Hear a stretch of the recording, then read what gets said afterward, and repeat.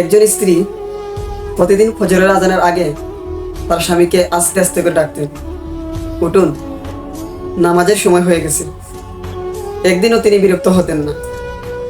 কিন্তু এক সকালে স্ত্রী আর ডাকলেন না, কারণ সে আগের রাতে আল্লাহর দরবারে চলে যায়।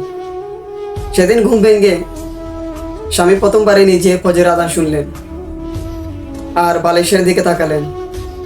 ফজরে তিনি কাঁদতে থাকলেন আর বলেন, তুমি চলে গেছো, কিন্তু তোমার নামাজের অভ্যাসটা আজও তোমার কথা আমাকে মনে করিয়ে দেয়। ভালোবাসার নাম শুধু একজনে আরেকজনের হাতে হাত রাখানো। ভালোবাসা হচ্ছে একজনে আরেকজনকে জান্নাতের পথে ডাকা।